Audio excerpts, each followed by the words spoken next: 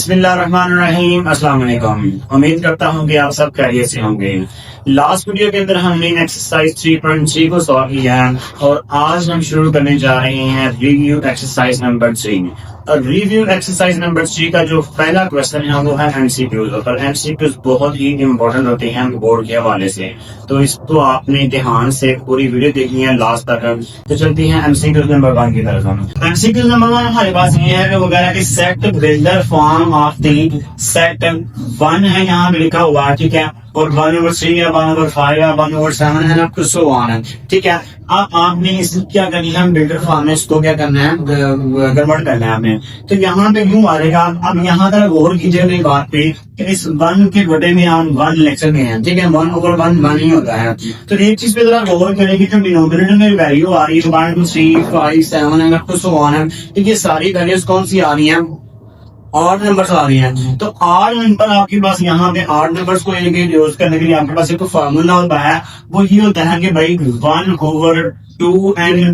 1 होता है, 1/2n + 1 होता है। अब यहाँ पे क्या करना है आपने कि अब यहाँ पे करके n की जगह पे 1 पुट करते हैं, यानी कि अगर आप n की जगह पे 1 पुट करती है 2 × 1 + 1 आएगा, 2 1 2 + 1 3 आएगा, तो 1 क्या आएगा आपके पास 3 आएगा।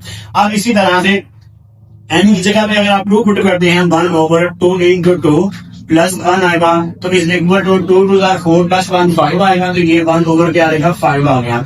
यानी कि अगर n की जगह पे 1 पुट करती है तो आपके पास 1/3 आ रहा है, n की जगह पे 2 पुट करेंगे तो 1/5 आएगा, n की जगह पे 3 पुट करेंगे तो आपके पास 1/7 आएगा। लेकिन यहाँ से हम इशू किया 1/3 आ रहा है, लेकिन 1 कैसे आएगा, 1 इस तरह से आएगा कि अगर हम n की जगह पे 0 पुट कर देते हैं, अगर हम n की जगह पे क्या पुट करती हैं 0 पुट करती हैं, तो n की जगह पे अगर आप 0 पुट करेंगे 1/2 × 0 + 1 = तो 2 0 0 आएगा, और 0 में 1 प्लस करेंगे तो 1 आएगा, यानी कि 1/1 आएगा।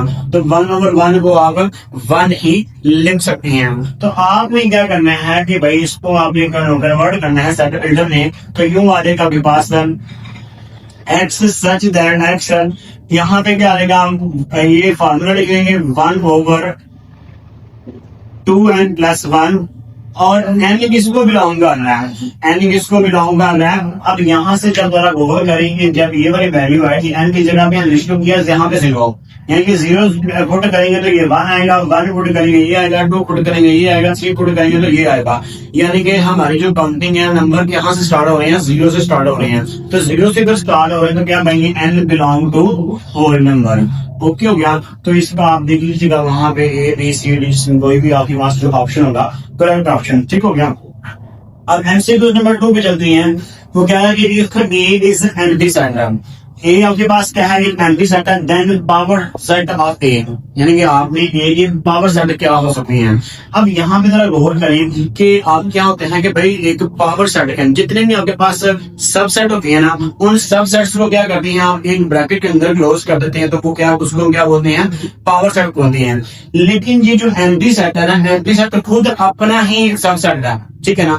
एंटी सेट क्या होता है, क्योंकि हर सेट का ये सबसेट होता है, ठीक है, एंटी सेट का। तो ये आप यहाँ पे क्या करेंगे कि इसका जो सबसेट होगा ना वो ये होगा, एंटी ब्रैकेट लगा देंगे।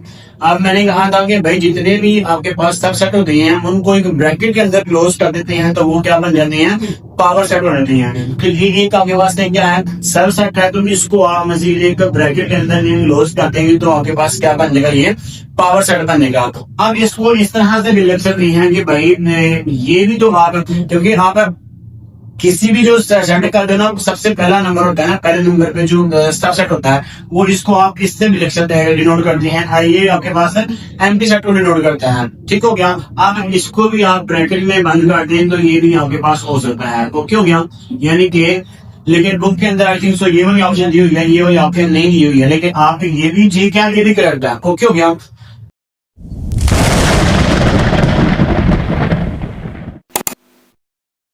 अब चलते हैं एमसीक्यू नंबर 3 की तरफ। तो एमसीक्यू नंबर 3 हमारे पास हो गया, कहता है कि u is equal to 1 2 3 4 5 and a is equal to 1 2 3 और b is equal to 3 4 and 5 है। ओके हो गया। आप उसके बाद कह रहे हैं कि फाइंड क्या करना है आपके लिए, u minus a intersection b find करना है आपने। तो क्या करना है यहाँ पे, सबसे पहले हम ये हमारे पास ये वाली वैल्यू होनी चाहिए कि a इंटरसेक्शन b है क्या।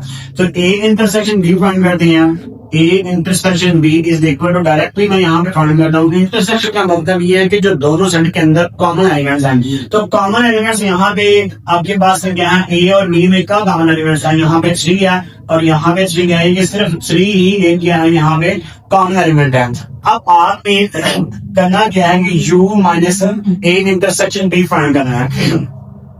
तो U minus A intersection B find करना है। तो आप यहाँ पे U की जगह पे U के एलिमेंट्स लिखेंगे 1 2 3 4 5 माइनस A इंटरसेक्शन B आपने ये फाइंड किया 3। अब उसके बाद यहाँ पे देखना है कि माइनस जब करते हैं, दो सेट में जब माइनस करते हैं तो माइनस पे क्या करते हैं आप, जो दोनों में कॉमन एलिमेंट्स होते हैं उनको आप कैंसिल कर देते हैं। यानी कि यहाँ पे आपके पास 3 दोनों में कॉमन है वो कैंसिल हो गई, बाकी आपके पास 1 2 4 और 5 आ गए। 1 2 4 एंड 5 ये आपके पास इसका क्या आ गया, आंसर आ गया। अब बुक से देख लीजिएगा कोई भी इसका ऑप्शन है ए या बी जो भी है। नेक्स्ट हमारे पास एमसीक्यू नंबर 4 है। एमसीक्यू नंबर 4 में वो कह रहा है कि if A and B are overlapping sets. Overlap का मतलब ये होता है कि भाई जो सेट आपके पास A और B है उन दोनों में से कोई ना कोई एलिमेंट्स कॉमन है। ओवरलैप का मतलब ये है कि दोनों सेट के अंदर कोई एलिमेंट्स क्या है, कॉमन है। अब वो कह रहा है कि देन फाइंड क्या करना है आपने, number of n of A minus B। n of A minus B find करना है आपने। तो यानी कि अगर n of A minus B का मतलब ये है कि A माइनस जब B करते हैं तो आपके पास सिर्फ A के एलिमेंट्स बाकी बच जाते हैं, क्योंकि जो दोनों में सेम एलिमेंट होते हैं वो कट जाते हैं। बाकी चलेंगे जो पहले नंबर पे जो होता है ना, A अगर A पहले नंबर पे है तो A के एलिमेंट बचेंगे, अगर B पहले नंबर पे तो B के एलिमेंट्स बच जाएंगे। यहाँ पे आपके पास यहाँ मैंने फाइनली किया हुआ है, अपने यहाँ पे एग्जांपल दी है कि D इज इक्वल टू 1 2 3 4 5 है और B इज इक्वल टू 4 5 6 7 है। तो जब मैंने A माइनस B है तो यहाँ पे क्या आ गया, 4 और 5 इसमें भी था, 4 5 इसमें भी था, दोनों में कट गए, बाकी यहाँ पे 1 2 और 3 आ गया।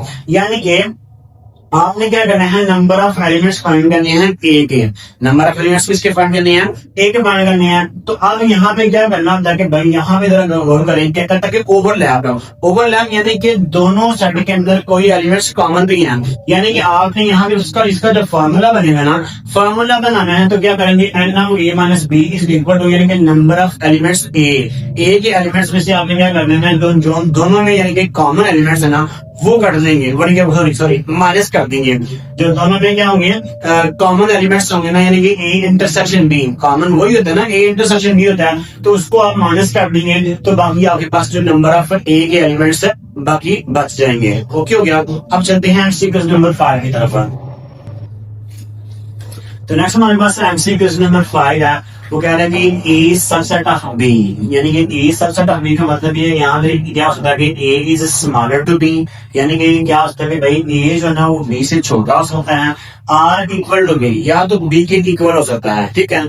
आगे वो कह रहा है कि and B minus A is not equal to empty set.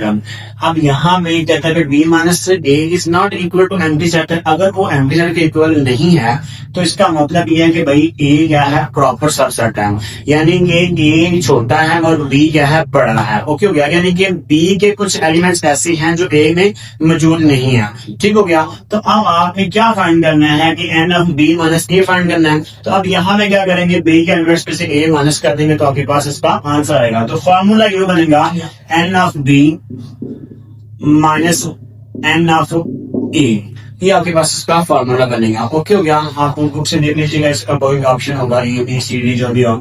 आगे दी नेक्स्ट है एमसीक्यू नंबर 6 है, कहता है कि if n of A union B is equal to 50, n of A is equal to क्या है 30 है, और उसके बाद n of B is equal to 35 है, then n of A intersection B आपने फाइंड करना है।